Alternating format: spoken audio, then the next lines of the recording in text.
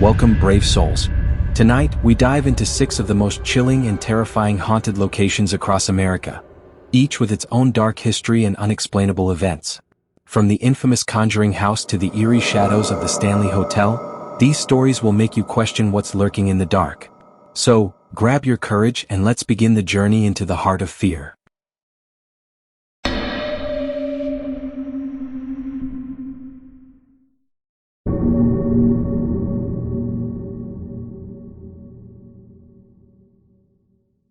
One, the Amityville Horror, a terrifying tale of haunted history. The Amityville Horror is one of the most infamous and chilling ghost stories in American history. It all began in 1974 when the Lutz family moved into a beautiful Dutch colonial house at 112 Ocean Avenue in Amityville, New York. The family, George and Kathy Lutz, along with their 3 children, were initially thrilled to move into their dream home. Little did they know, the house was tainted by the horrifying history of a brutal mass murder that would soon haunt them in ways they couldn't imagine. In 1974, the house had been the site of one of the most shocking killings in the area. Ronald DeFeo Jr., the eldest son of the family that had previously lived there, had killed his parents, brothers, and sisters while they slept. He methodically shot them all with a rifle, leaving their bodies in their beds. The crime was horrific and DeFeo's motives remain unclear. He was convicted of second-degree murder and sentenced to prison, but his actions left an eerie shadow over the house, one that would never truly leave. When George and Kathy Lutz moved in, they were unaware of the tragic history that had stained the walls of their new home. At first, everything seemed normal. They were excited about their new life, and the house was spacious and lovely. However, as days passed, strange occurrences began to disturb the Lutz family's peace. It started small, a strange, unsettling feeling in certain rooms, an eerie coldness that didn't seem to have a source, and odd noises at night. But as time wore on, the incidents grew more intense and terrifying. The Lutz family began to feel as though they were being watched, and their once peaceful home was filled with a sinister energy. Kathy, who had an affinity for the supernatural, was the first to notice the strange events. She reported seeing an eerie greenish haze that seemed to float in the air, especially near the front door. This fog-like mist would appear in various rooms, making the air feel thick and oppressive. Even stranger were the flies. In the middle of winter, with all windows closed, the house seemed to be infested with hundreds of flies. The Lutz family couldn't understand where they came from, as it was far too cold for them to survive in such numbers. One night, George woke up in the middle of the night, freezing and feeling an intense presence in the room. He turned over and found himself face to face with a pair of glowing red eyes. Terrified, he tried to move, but his body felt paralyzed as if something was holding him down. This was not just a nightmare, this was an encounter with something supernatural. George would later describe the sensation as if the house itself had a malevolent spirit that was actively trying to control them. The family also began to notice other disturbing changes in the environment. The temperature in certain rooms would drop drastically, often to the point where they could see their breath in the air. Doors would slam shut on their own, and objects would move inexplicably, sometimes even while they were in the room.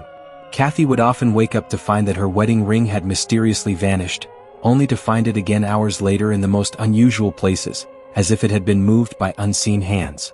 Perhaps the most chilling experience involved their youngest daughter, who began to speak about an imaginary friend named Jody. The family initially brushed it off as the child's overactive imagination, but it soon became clear that Jody was no ordinary imaginary friend. The little girl described Jody as a creature that could change shapes and sizes, and sometimes appeared as a demonic figure with glowing red eyes. This spirit seemed to have a particular interest in the children, and the Lutzes became increasingly concerned for their safety. Desperate for help, the Lutz family contacted paranormal investigators Ed and Lorraine Warren, renowned for their work in investigating hauntings. The Warrens arrived at the house, and they quickly determined that the house was not only haunted but had a malevolent presence attached to it. The Warrens reported feeling a dark energy in the house, one that sought to destroy the family both physically and mentally. The more the Lutz family endured, the more their lives unraveled. They were exhausted, fearful, and increasingly paranoid. George, in particular, began to show signs of physical and mental deterioration. He became obsessed with the house, and it seemed as if the malevolent force had gained control over him, changing his once kind and gentle demeanor. Kathy, too, experienced strange changes, including vivid dreams and an overwhelming sense of dread. The final straw came when George and Kathy decided they could no longer stay in the house. After just 28 days, the Lutz family fled in terror, leaving behind all their belongings. They never returned, and the house was eventually sold to new owners, who reported experiencing their own strange occurrences but not to the extent of the Lutz family. The story of the Amityville Horror quickly became a media sensation, with books, documentaries, and movies being made about the terrifying experiences the Lutz family endured. Some have questioned the authenticity of the events, citing inconsistencies in the Lutz's accounts, while others believe the family's story was true. What is undeniable is the enduring legend of the Amityville Horror, a tale of terror that continues to haunt the public imagination. To this day, the house at 112 Ocean Avenue stands as a grim reminder of the evil that can lurk within the walls of a seemingly perfect home. Whether you believe in the supernatural or not, the story of the Amityville Horror remains one of the most chilling and enduring ghost stories in American history. 2. The Bell Witch Haunting, a tale of terror in Tennessee. The Bell Witch Haunting is one of the most notorious and chilling hauntings in American history, known for its eerie and violent manifestations that tormented the Bell family in the early 19th century. The haunting took place in Adams, Tennessee, beginning in 1817 and continuing for several years. This strange and terrifying tale is one of the few instances where a poltergeist or supernatural entity made itself known with such intensity and malice, leaving a dark imprint on the Bell family and the surrounding community. The Bell family, led by John Bell and his wife Lucy, settled in the frontier of Tennessee in the early 1800s. They had several children, and their peaceful rural life was relatively uneventful until they started noticing strange occurrences on their farm. It all began with a mysterious knocking sound on the walls of their home, an inexplicable rapping that would occur at all hours of the day and night. At first, the family believed it was a prank or the wind causing the disturbances, but soon they would realize that something far more sinister was at play. As the rapping sounds grew louder and more persistent, other supernatural phenomena began to occur. The Bell children, particularly the youngest daughter, Betsy Bell, were the first to experience the more terrifying manifestations. She reported being violently pinched, slapped, and scratched by an unseen force. Her hair was pulled, and sometimes she was even thrown across the room. The entity seemed to take particular interest in her, and her suffering became so intense that she was often found in tears and unable to explain the strange occurrences. John Bell, the patriarch of the family, initially tried to dismiss the events, attributing them to natural causes. However, the increasingly violent disturbances soon became impossible to ignore. The family heard strange voices, which were often heard chanting or singing eerie songs. The voice would refer to itself as the witch, and claimed to be the spirit of a woman who had lived in the area many years before. It was a voice filled with malice, and it began to make threatening remarks toward the Bell family. At one point, the voice even claimed responsibility for the death of a local man, who had passed away mysteriously in the area, as well as making bizarre prophecies about local events. The spirit's influence spread beyond the Bell family. The community of Adams, Tennessee, soon became aware of the strange happenings, and many people visited the Bell farm to witness the paranormal events firsthand. Some of the visitors experienced terrifying phenomena themselves, hearing the strange knocks and voices, and seeing objects move without explanation. The entity's activity escalated further as time went on. John Bell began to suffer from a mysterious illness that caused him severe pain and weakness. The Bell Witch, as the spirit was now known, claimed to be the cause of his suffering. It would often mock him, saying that it was draining his life force. John Bell's condition worsened and he became bedridden. Despite many efforts to cure him, including visits from doctors, he showed no signs of improvement. His illness became more severe and his family was desperate. The spirit seemed to be feeding off his energy, tormenting him physically and mentally. As John's condition deteriorated, the Bell Witch continued to torment the family. One night, John's suffering reached its peak. The family and their visitors reported that John Bell was lying in bed, writhing in agony, when a voice from the unseen spirit declared that it would be his last night alive. That night, John Bell died. His death was both mysterious and traumatic, as it seemed to come as a direct result of the malicious spirit's torment. The Bell Witch was believed to have taken his life. The death of John Bell marked a turning point in the haunting. Though the spirit's presence was felt long after, its power seemed to wane. The entity reportedly continued to haunt Betsy Bell, but the intensity of its attacks diminished over time. Eventually, the Bell family left their home in Adams, Tennessee, and moved away from the site of their suffering, though the Bell Witch's influence lingered in the area for years. The Bell Witch haunting left a lasting legacy in American folklore. Stories about the events have been passed down through generations, with various versions of the tale, including books, films, and legends, keeping the memory of the haunting alive. Many paranormal investigators, researchers, and historians have attempted to uncover the truth of what happened at the Bell family home, but the mystery remains unsolved. Was it a genuine haunting, a product of mass hysteria, or a supernatural event beyond human comprehension? The Bell Witch's identity and motives have remained a source of fascination. Some believe the spirit was the vengeful ghost of a woman named Kate Batts, a neighbor of the Bell family who had a bitter dispute with John Bell before the haunting began. Others claim it was a more demonic entity, taking the form of a witch to torment the Bell family. The Bell Witch haunting is remembered as one of the most terrifying paranormal events in American history. Its story is one of the few cases where the supernatural seemed to make its presence known with such intensity that it affected not only the lives of the individuals involved but also the community around them. To this day, the Bell Witch remains an enduring figure in the world of folklore and paranormal investigation, leaving behind a trail of unanswered questions and chilling accounts that continue to haunt the imaginations of those who hear the tale. 3. The Murder House, the Black Dahlia and the Haunting Legacy. The story of the Murder House in Los Angeles is forever intertwined with one of the most famous and unsolved crimes in American history, the murder of Elizabeth Short, known posthumously as the Black Dahlia. Elizabeth Short was a young woman who moved to Los Angeles in the early 1940s with hopes of finding fame in the movies. Her life would be tragically cut short in one of the most horrific and mysterious murders the city had ever seen, and her story would eventually be linked to a house that became known as the Murder House.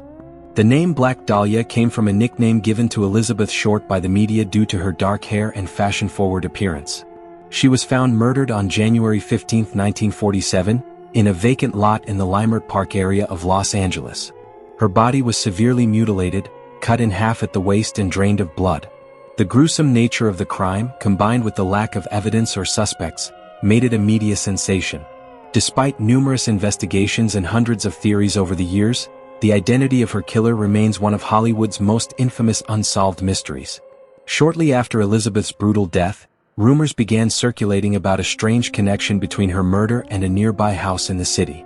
This house, located on South Norton Avenue, had a dark past that many locals believed to be linked to the Black Dahlia case.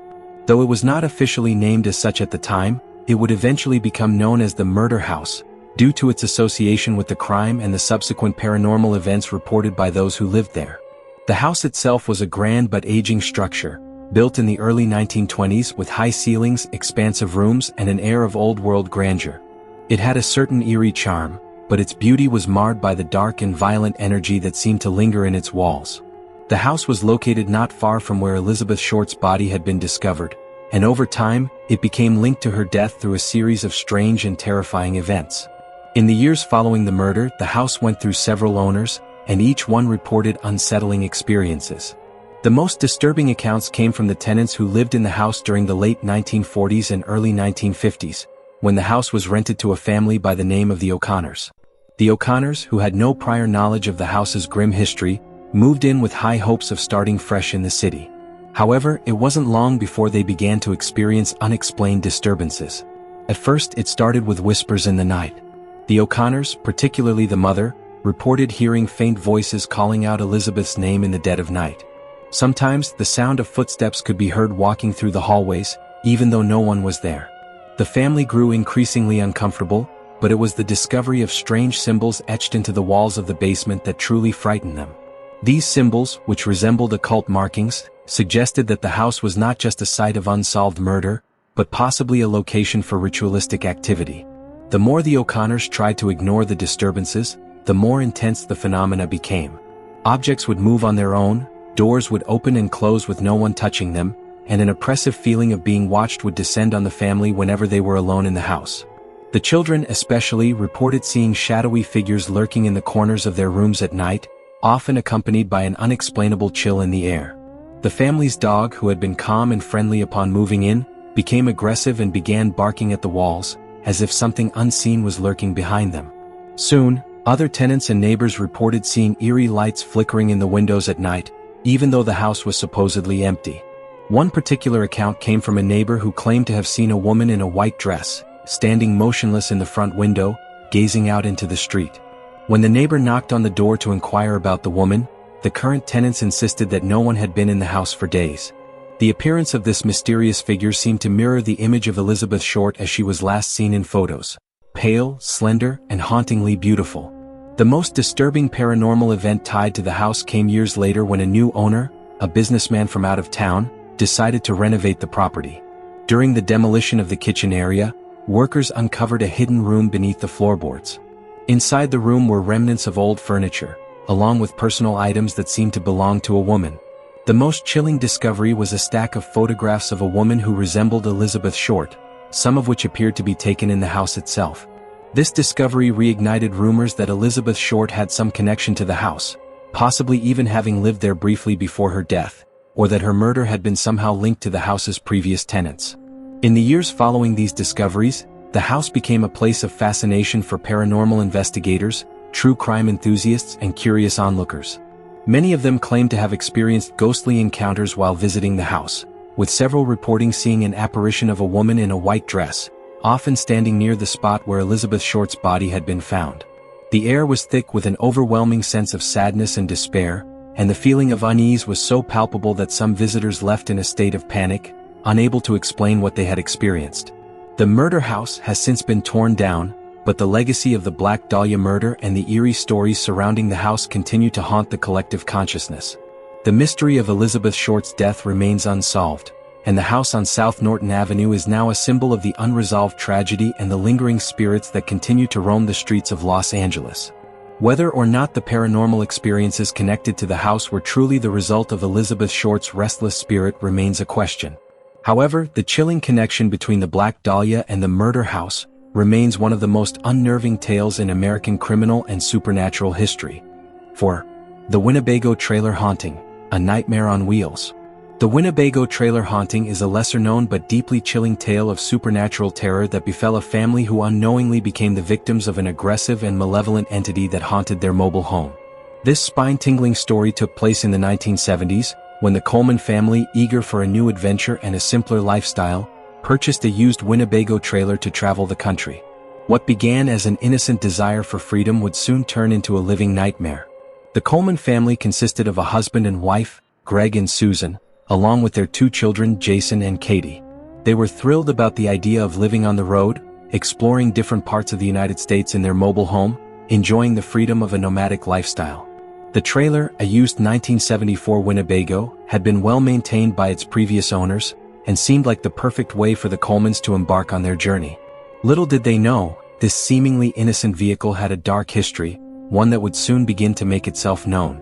It all started shortly after the Coleman family hit the road. Initially, their travels were uneventful, and they made stops at various campgrounds and RV parks across the country. But as they drove from state to state, strange things began to happen. Late at night, when the family was preparing to sleep in their trailer, they started to hear faint, ghostly whispers coming from the walls. These whispers were indistinct at first, but over time they became louder and more intelligible. The voice seemed to be calling out the names of the family members, sometimes repeating them over and over in an eerie, sing-song tone. Greg and Susan initially brushed it off as wind or the creaking of the trailer, but the kids began to report hearing the voices too, and they were becoming increasingly frightened. Things escalated quickly when the family began to notice strange occurrences inside the trailer.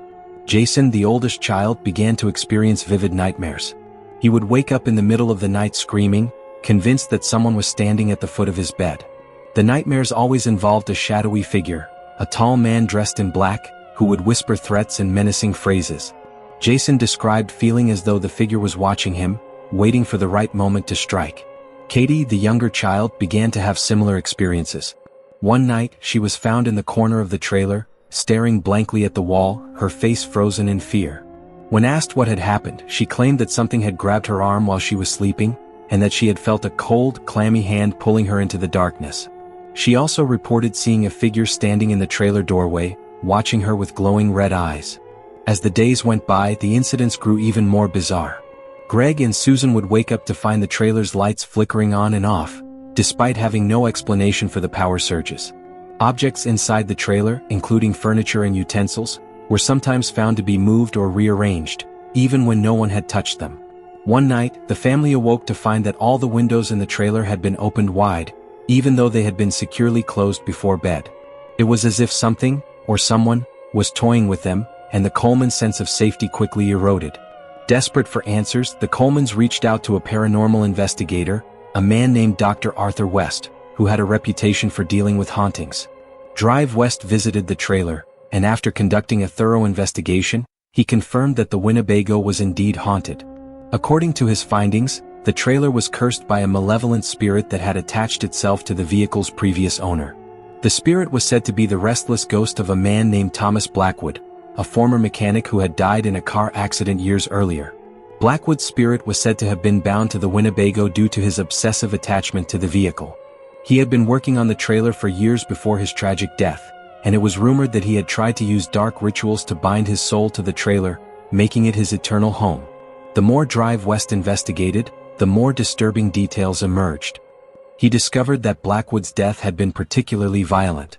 He had been thrown from the trailer during the accident, and his body had been found mangled and disfigured. It was believed that Blackwood's anger and frustration over his death had caused him to become an angry and vengeful spirit, and that his malevolent energy had seeped into the very walls of the Winnebago. As the haunting continued, the spirits grew more aggressive. Greg reported feeling something cold and invisible brushing against his skin, as though someone was standing too close behind him. The temperature in the trailer would drop suddenly, causing them to feel as though they were being watched by a malevolent presence. Worse still, the family began to feel as though they were being trapped. When they tried to leave certain areas of the trailer, the doors would lock on their own, and the windows would refuse to open. It became clear that the entity was preventing them from escaping. The paranormal activity reached its peak one night when the family was parked at a remote campsite in the desert. While everyone was asleep, the trailer began to shake violently. The lights flickered on and off, and an unseen force began to bang loudly against the walls. The family was awakened by the sound of someone, or something, scratching at the windows, leaving deep, gouging marks in the glass. The sounds of footsteps and whispers filled the trailer, and the oppressive feeling of dread became unbearable. At this point, the Colemans realized that they could no longer continue their travels in the haunted Winnebago. Terrified and exhausted, they decided to abandon the trailer, leaving it behind in the middle of nowhere. The family returned home, shaken by their experiences, but they vowed never to speak of the events again. The Winnebago, now abandoned, became an eerie relic, a haunted mobile home forever tied to the restless spirit of Thomas Blackwood. Years later, rumors began to circulate that the Winnebago had been sold to another family, but they too experienced the same terrifying phenomena. The haunting of the Winnebago trailer became a legend, whispered about by locals and paranormal enthusiasts.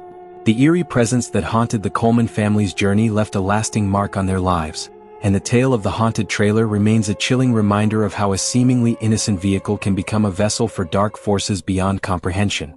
5. The Shadow Man of the Stanley Hotel, a haunting legend. The Stanley Hotel in Estes Park, Colorado, is one of the most famous and historically rich hotels in America. Its sprawling Victorian architecture, nestled at the foot of the Rocky Mountains, draws visitors from all over the world, many seeking its beauty and charm. However, there is a far darker side to the Stanley Hotel that not all visitors are aware of. One that involves a terrifying figure known only as the Shadow Man. This ominous entity is one of the most persistent and frightening legends surrounding the hotel, and its presence is said to have haunted the grounds for generations. The Stanley Hotel, built in 1909 by the wealthy industrialist F.O. Stanley, was originally designed to be a luxurious resort for the elite. Over the years, it has played host to countless famous personalities including dignitaries, actors, and writers. However, it is also widely known for its connection to the paranormal, primarily due to its eerie atmosphere, its history, and the many ghost stories that have been tied to the hotel. But of all the ghostly presences that are said to haunt the Stanley, none is more unsettling than the Shadow Man. The origins of the Shadow Man are unclear, and various theories have circulated about his identity. Some believe that he is the spirit of a former employee who died in a tragic accident on the property, while others claim he is a residual manifestation of the hotel's dark past. But regardless of his origins, those who have encountered him are united in one terrifying detail. He is an imposing, dark, and menacing figure who lurks in the shadows, watching and waiting for his next victim. The first reports of the Shadow Man began shortly after the hotel opened its doors in the early 20th century. Staff members and guests alike began to notice an unnerving presence in the hotel's hallways, particularly in the late hours of the night. Employees working the night shift in the hotel's bell tower reported seeing a tall, shadowy figure moving through the halls, just out of sight, but always just within the corner of their vision. Those who dared to approach the figure would find nothing but an oppressive, bone-chilling cold in the air, and a feeling of intense dread that would make their skin crawl. As the years passed, the Shadow Man became a fixture of the Stanley Hotel's eerie reputation. One of the most famous encounters occurred in the 1970s, when a guest named Mary, staying in room 217, which itself has become famous for being one of the most haunted rooms in the hotel, reported seeing a tall, dark figure standing at the foot of her bed. The figure was not solid, but rather seemed to be a mass of darkness, an outline almost human in shape, but with no discernible features. As she stared in terror, the Shadow Man began to move toward her, his footsteps silent on the plush carpet. Mary described the feeling of being paralyzed with fear, as though she was trapped in her bed, unable to escape. The entity didn't speak, but the overwhelming sense of malice was palpable.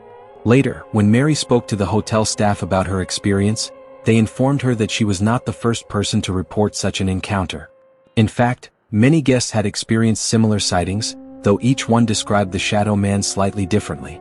Some said he wore a long cloak, while others described him as a more ephemeral figure, shifting in and out of focus. But the one consistent detail was the oppressive atmosphere that seemed to follow him, an air of malevolent intent that made the hair on the back of the neck stand on end. In addition to the chilling figure itself, several people have reported hearing disturbing sounds associated with the Shadow Man. Guests and staff have heard the sound of footsteps echoing in empty hallways, even though no one was there. Some have described hearing the sounds of muffled whispers, as if the figure were speaking to someone unseen. The eeriest reports, however, come from those who claim that they have felt the Shadow Man's presence without ever seeing him.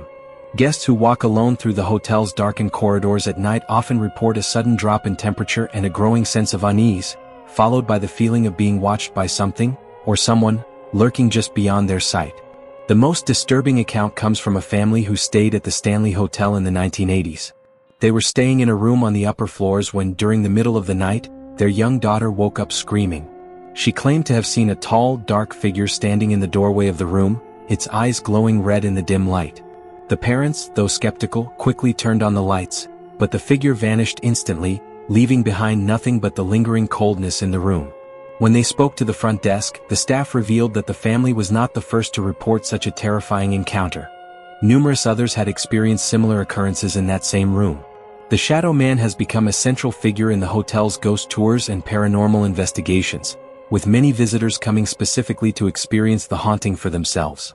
Over the years, paranormal experts and ghost hunters have flocked to the Stanley Hotel in search of evidence of the Shadow Man's existence. Several have claimed to have captured eerie images on film, blurry dark figures that seem to move against the natural lighting of the hotel. Others have reported feeling cold spots and hearing footsteps or whispers while exploring the hotel's many corridors, particularly in the areas where the Shadow Man is said to dwell. Despite the numerous sightings and reports of strange occurrences, the identity of the Shadow Man remains a mystery. Some believe that he is a lingering spirit of someone who died in the hotel, while others think he may be a manifestation of the hotel's long and troubled history. The hotel's connection to Stephen King, who wrote The Shining after staying there, only adds to the eerie atmosphere surrounding the Shadow Man. In fact, many believe that King's novel and the subsequent film adaptation helped to fuel the legend of the Shadow Man, solidifying his place in the hotel's ghostly lore.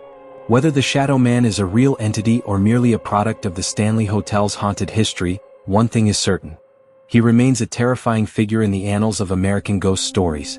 Those brave enough to stay at the hotel, particularly in the dead of night, may just find themselves face to face with the mysterious figure, lurking in the shadows, waiting to make his presence known.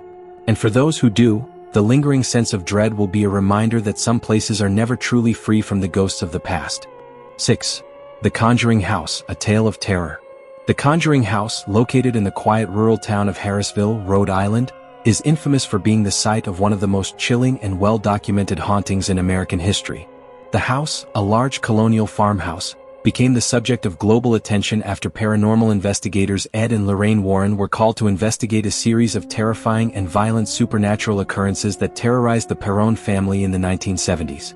What transpired within the walls of this seemingly innocuous home would inspire not only one of the most famous horror films of the 21st century but also countless reports of unexplainable events, making it a true horror legend. The story begins in 1971 when the Perron family, Roger, Carolyn, and their 5 daughters, moved into the old farmhouse. The house was large, beautiful, and affordable, and it seemed like the perfect place for the growing family to settle down. However, soon after moving in, the Perrons began to experience strange and unsettling phenomena. At first, the occurrences were small, easily brushed off as the quirks of an old house. Doors would open and close on their own, footsteps could be heard when no one was walking, and strange cold spots appeared in the rooms. But these oddities quickly escalated into far more disturbing events. Carolyn, the matriarch of the family, was the first to notice something was wrong. She would frequently wake up at night to find an oppressive presence in her room, accompanied by the overwhelming sensation of being watched. The family dog, which had been brought to the home as a protector, would refuse to enter certain rooms and would howl uncontrollably, acting as though it was in the presence of something unseen. As the paranormal activity grew more intense, the family members began to experience disturbing physical phenomena. Carolyn, in particular, became the focal point of the house's dark energy. She reported being touched, scratched, and even slapped by an invisible force. Her health began to deteriorate, and she grew weaker with each passing day. The activity began to affect the children as well. One of the daughters, Cindy, experienced sleepwalking episodes where she would be found standing in the middle of the room, her eyes wide open but completely unresponsive, as though under some malevolent influence. The family tried to reach out to local clergy for help, but no one could explain what was happening. The terrifying experiences continued to escalate, and soon the Perrons found themselves being attacked by unseen forces. One night, Carolyn was thrown across the room by an invisible entity, leaving her bruised and terrified. The family knew they could no longer handle the terror on their own. It was then that the Perrons contacted the renowned paranormal investigators, Ed and Lorraine Warren. The Warrens, already famous for their investigations into other famous hauntings, agreed to investigate the case and came to the house in 1973. They quickly realized that the Perron family was not simply dealing with a haunting, but rather a violent and dangerous spirit or entity with a deeply disturbing history. Upon further investigation, the Warrens discovered that the house had a long and dark history of violence and death. The property had originally been the site of a farmhouse owned by a woman named Bathsheba Sherman, who had lived in the house in the 19th century. Bathsheba was rumored to be a witch who had been involved in the deaths of several children. She was said to have sacrificed her own child and cursed the land. Locals claimed that Bathsheba had died under mysterious circumstances on the property, and her spirit was believed to still haunt the house. The Warrens believed that Bathsheba's malevolent spirit was the source of the supernatural activity that plagued the Perron family. The entity was said to be a powerful and vengeful force that targeted Carolyn, as she was the matriarch of the family. Ed and Lorraine conducted a series of investigations, during which they witnessed objects moving on their own, chilling cold spots, and even paranormal activity that they could not explain.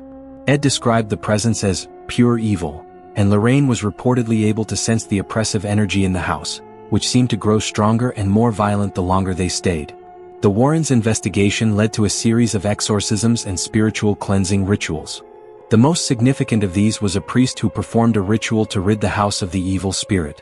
The exorcism was said to be a grueling and difficult process, as the malevolent force fought back with ferocity.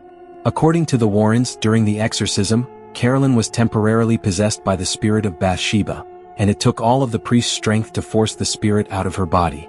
The exorcism was successful, but it was not the end of the house's dark influence. In the years that followed, the Perron family eventually left the house, unable to live with the constant terror. The hauntings, however, did not end with their departure. The house continued to attract paranormal investigators, many of whom reported disturbing encounters with spirits or dark entities. It became a destination for those who sought to experience the haunting firsthand, and in the years since, the house has remained a focal point of the paranormal community. In 2013, the story of the Perron family's terrifying ordeal was brought to a wider audience with the release of the horror film The Conjuring, which was based on the Warrens' investigation. The film became an instant success, further cementing the house's place in the public's imagination. It was followed by several sequels and spin-offs, including Annabelle, which explored the origins of the cursed doll that was connected to the Warrens' investigations. Today, the Conjuring house stands as one of the most famous haunted locations in the United States. It has been the subject of numerous documentaries, ghost hunts, and paranormal investigations.